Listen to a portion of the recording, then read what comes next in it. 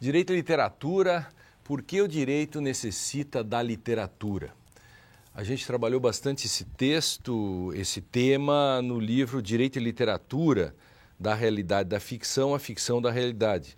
Eu e o André Caran Trindade, que é o produtor do Direito e Literatura, gerado na Unicinos e que passa na TV Justiça, escrevemos esse livro, mostrando essa imbricação entre direito e literatura. Pois então, no conto El Jardim de los Senderos que se bifurcam, o Jorge Luis Borges fala de uma obra na qual todos os desenlaces acontecem.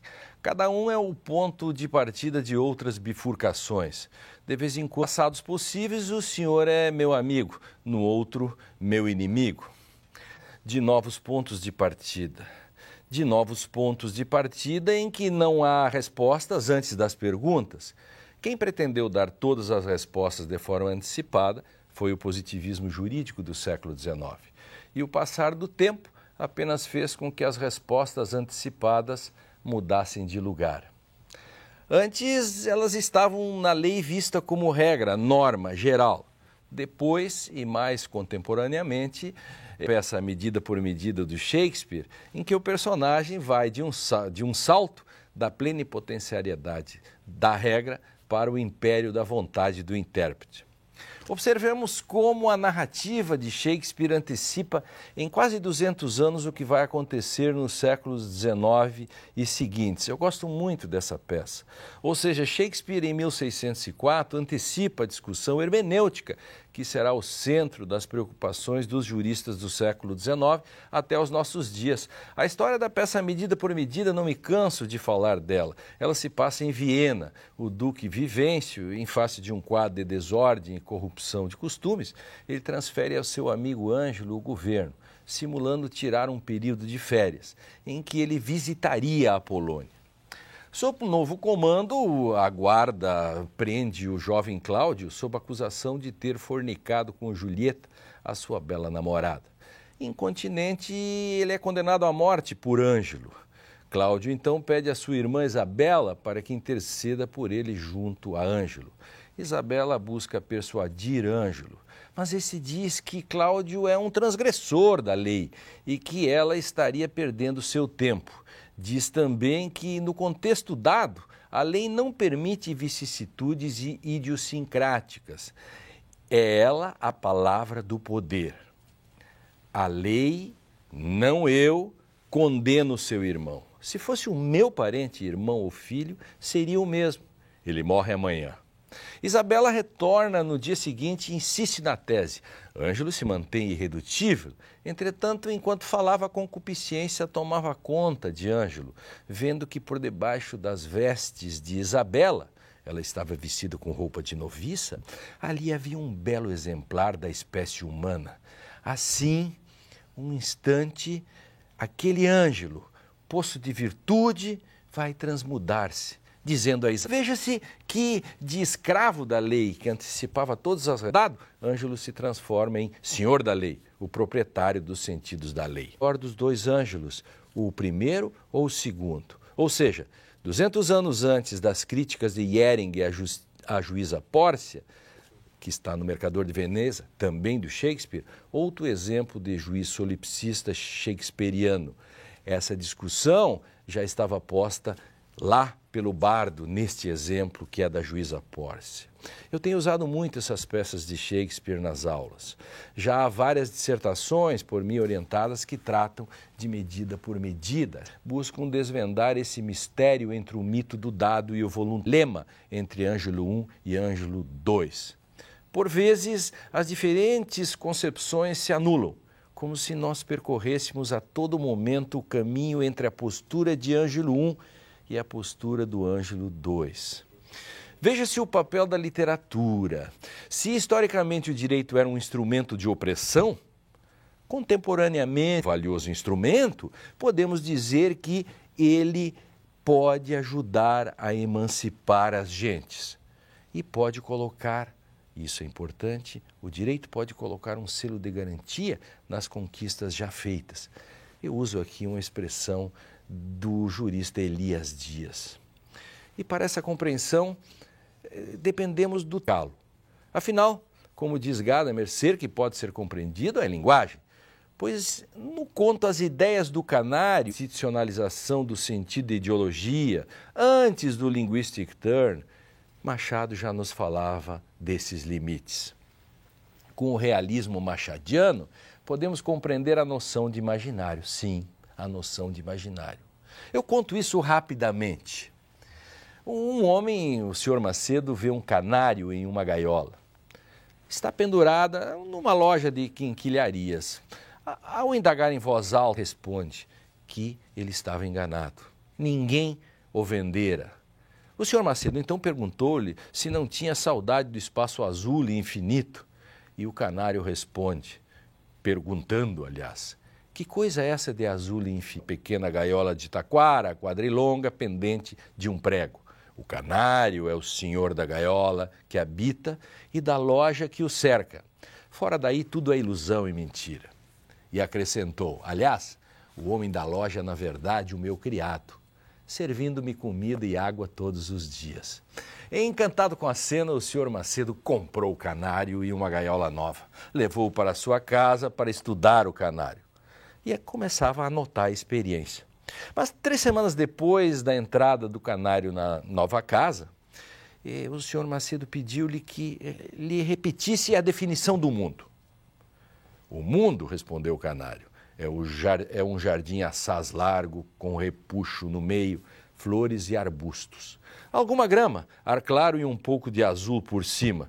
O canário é o dono do mundo, habita uma gaiola vasta, branca e circular, donde mira o resto. Tudo mais é ilusão e mentira.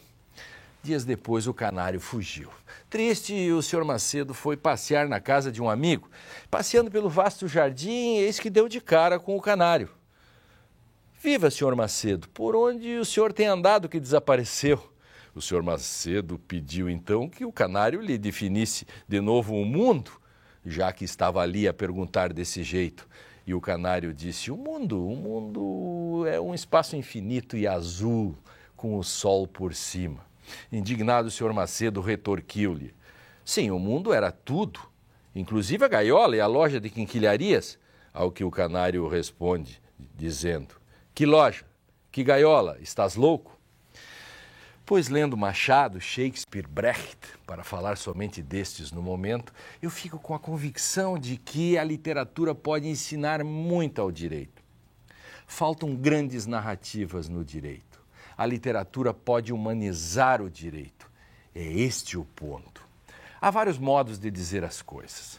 Uma ilha é um pedaço de terra cercado por água, mas também pode ser um pedaço de terra que resiste bravamente ao assédio das águas. É comum dizer que o galo canta para saudar a manhã que chega, mas quem sabe ele canta melancolicamente a tristeza pela noite que se esvai. Veja como é bela a descrição do quase afogamento de César em Júlio César de Shakespeare. De uma feita, numa tarde nublada e tempestuosa, em que o Tibre agitado se batia dentro das próprias margens, perguntou-me César, Cássio, ousarias atirar-te junto comigo na corrente infensa e nadar até ali? Mal acabara de falar-me, vestido como estava, joguei-me na água e a me seguir chamei-o. O que ele fez de fato. A correnteza roncava, nós lutávamos contra ela com membros indefesos, apartando-a e a sua fúria opondo o ousado peito. Mas antes de alcançarmos nossa meta, César gritou, socorro, Cássio, afogo-me. Então, da corrente do Tibre, tirei o exausto César. Esse Deus agora está mudado em homem. Na Espanha, apanhou febre. E quando o acesso lhe vinha, notei bem como tremia. Sim, esse Deus tremia. Seus covardes lábios ficaram pálidos e os mesmos olhos que ao mundo todo inspiram medo, pavor, o brilho a perder vieram. Muitas vezes o ouvi gemer. Sim, essa mesma língua que os romanos deixavam estupefactos, levando-os a guardar os seus discursos, gritava tal qual donzela doente, água, Titínio, dá-me um pouco d'água. Muito me espanta, ó deuses, ver que um homem de uma constituição assim tão fraca tenha passado à frente neste mundo majestoso e sozinho obtido a palma. Há tantos modos de dizer as coisas. Um jurista dogmático, desses que escrevem livros simplificadores no direito facilitado, essas coisas por aí, por certo diria: que lástima esse César, ele não sabe nadar. Ou essa gente do Twitter que escreve tudo em 140 caracteres, e essa pessoa diria: incompetente, César quase se afoga. Olhando as práticas jurídicas, parece que a realidade não nos toca. Mas as ficções, sim. Com isso, confundimos as ficções da realidade com a realidade das ficções. Ficamos endurecidos. A literatura pode ser mais do que isso. Ela pode ser o canal de aprendizado do direito nas salas de aula. Enfim, a junção do direito com a literatura abre um mundo novo, porque é existencial. O direito opera com a norma e busca a verdade, seja lá o que essa verdade queira significar. Mas assim como a literatura lida com a ambiguidade da linguagem, o direito não escapa disso. De há muito sabemos que as palavras da lei são vagas e ambíguas. Isso pode ser visto a partir da relação entre texto e norma, e homenageio Friedrich Miller. O mesmo texto acarreta várias normas, ou sentidos. O Nome da Rosa, de Umberto Eco, apresenta uma lição de semiótica. O personagem Guilherme de Baskerville é uma espécie de alter ego do filósofo Guilherme de Ockham, o pai do nominalismo. O nominalismo é a grande manifestação contrária ao essencialismo da metafísica clássica. Os juristas deveriam ler O Nome da Rosa. Aprenderiam que o princípio da verdade real é uma trampa e aprenderiam também que o positivismo é uma forma de nominalismo. Quando os juízes decidem como querem, isto é, decidem arbitrariamente, nada mais estão fazendo do que imitar o personagem Humpty Dumpty de Alice através do espelho, que dizia: eu dou às palavras o sentido que eu quero. De certo modo, isso se repete no decisionismo de Kelsen, quando este sustenta que a interpretação é um ato de vontade, eu acrescento, de poder. Na verdade, trata-se da vontade de poder, sim, uma forma de estabelecer um grau zero de sentido. Não há livro que não seja útil nessa implicação e imbricação direito e literatura. Se quero trabalhar o conceito e princípio, busco Victor Hugo em O Último Dia de um Condenado. Como é bom esse livro. Ele faz uma ode contra a pena de morte, por princípio. Também o Coronel Vitorino, em Fogo Morto, de José Lins do Rego. É um exemplo do que é um princípio jurídico. E o que dizer da relação regra-princípio presente na obra-prima de Jonathan Swift, As Viagens de Gulliver, escrita em 1726. A dramaticidade das vinhas da ira, a relação capital-trabalho, as injustiças, o realismo ou o naturalismo de Germinal, de Émile Zola, é um contundente manifesto contra a opressão, mas que guarda internamente essa relação dicotômica entre indivíduo e estrutura. Se quero criticar a sociedade patrimonialista, um dos meus livros preferidos é de Machado de Assis, sempre o Machado, na inauguração de sua fase realista, Memórias Póstumas de Brás Cubas. Pode haver melhor representação do imaginário estamental brasileiro? Existe melhor maneira de discutir direito e linguagem ou palavras e coisas, enfim, essa angústia que assalta o homem desde a aurora da civilização e que atravessa mais de 2 milênios, do que através de grande sertão, veredas.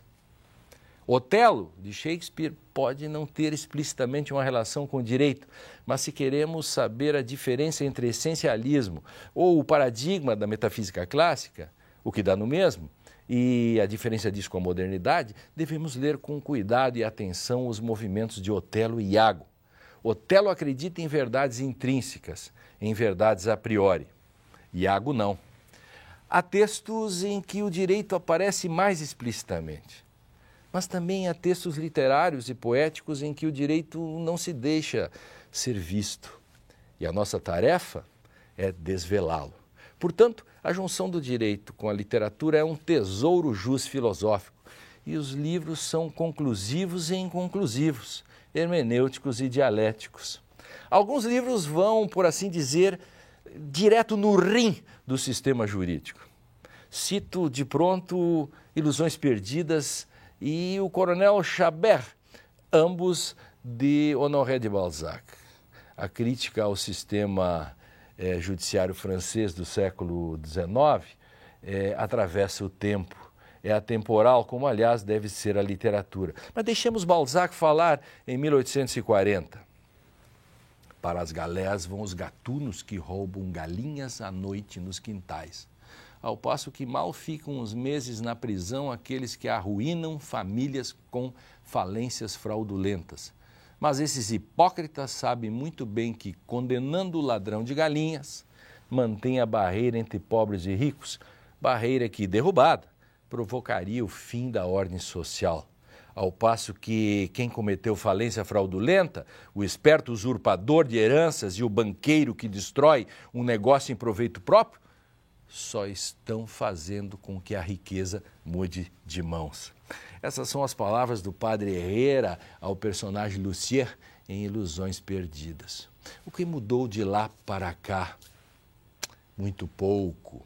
Enfim, como disse, todos os livros podem surpreender. Refiro, por exemplo, a novela do Curioso Impertinente, que é uma pequena parte de Dom Quixote. Eu gosto muito desse texto, do Cervantes. Anselmo parece que anseia encontrar uma essência de fidelidade em sua amada. A literatura é um mundo, mundo, vasto mundo.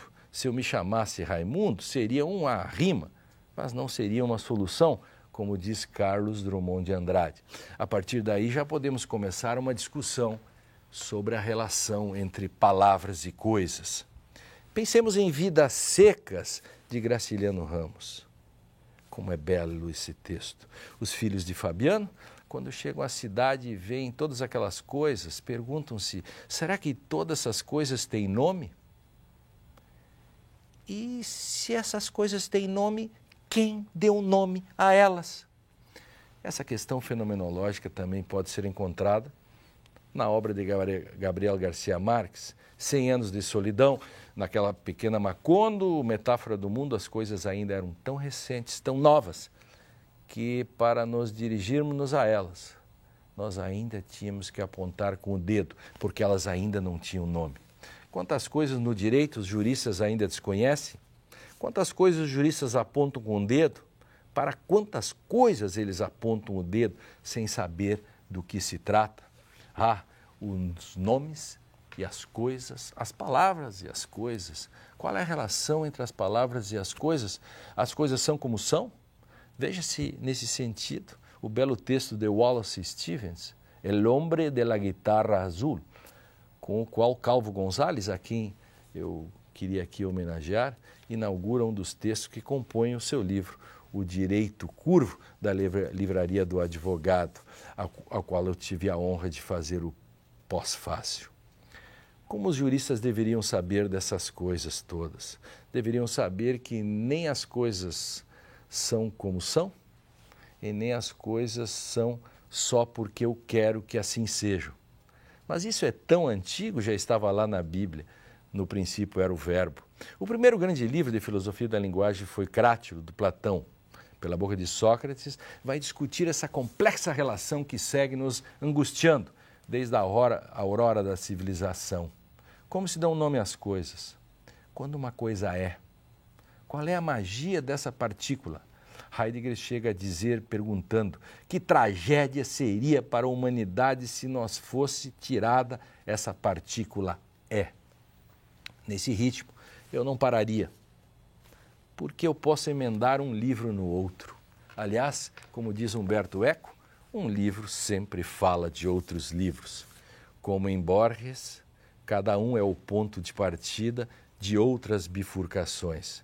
E Gadamer ensina, não existe a primeira palavra, e nem a última, acrescento eu, por suposto.